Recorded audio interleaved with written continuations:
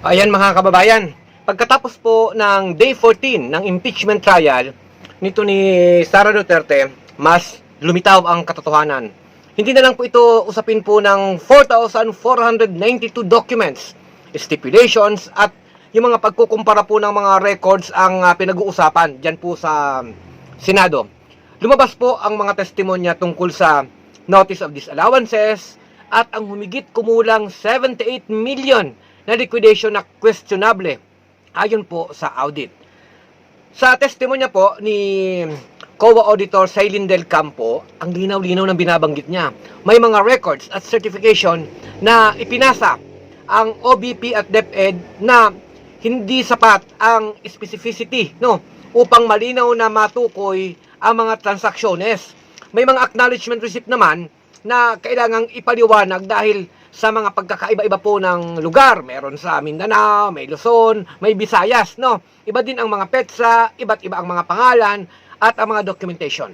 Kaya, yung pagkakataon din na lumitaw ang mga pangalan na ito na tumanggap ng pera, na kailangan pong ipaliwanag ang kanilang mga authority. Mga kababayan, malinaw ang patong-patong na pagsisinungaling ng OBP at ng DepEd. Alam nyo, lies built upon lies ang nangyayari. Patong-patong. Sino po ang may legal na authority na magbigay at tumanggap ng mga cash advances, mga kababayan? Kung ang applicable rules po ay nagtatakda kung sino ang authorized na magre-release ng mga cash advances, kailangan pong maipakita kung papaano at bakit napunta ang pondong ito sa ibang mga tao. Dahil dapat ang nagbibigay lang ng pera ay ang SDO. Bakit napadaan dito kina La Chica at kay Nolasco? Kaya hindi po sapat yung mga acknowledgement receipt. Hindi rin sapat yung liquidation na parang mga muro-muro lamang. Naging comedy of error ang nangyari po dyan. Alam nyo, very brazen ang paggamit ng mga fictitious name. Katawa-tawa at walang respeto sa pera ng bayan. Yan po ang katunayan.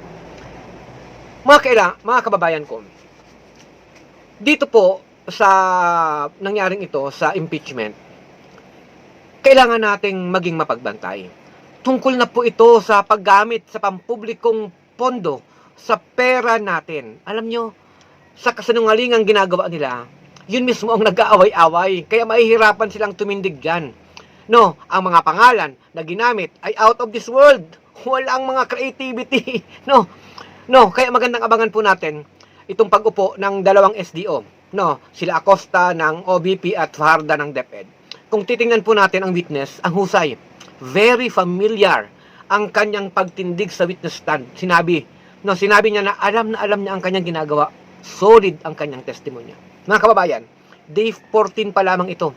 At lalong magiging mahalaga na huwag tayong bumitaw sa pagbabantay dahil nakikita natin na ang accountability dapat nitong paggasta ng OVP at DepEd ay dapat pagbayaran nila.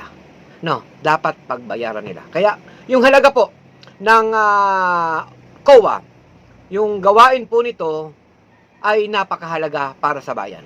Dahil sila po ay independent constitutional body. Hindi pwedeng politika dahil wala silang kinalaman sa politika at wala silang vested interest. Abangan natin po mga kababayan ang mga susunod na mga hearing, Alamin natin ang katotohanan dahil pera ng bayan niyang ginagasta na yan ng mga politikong mga yan. Dapat managot ang dapat managot.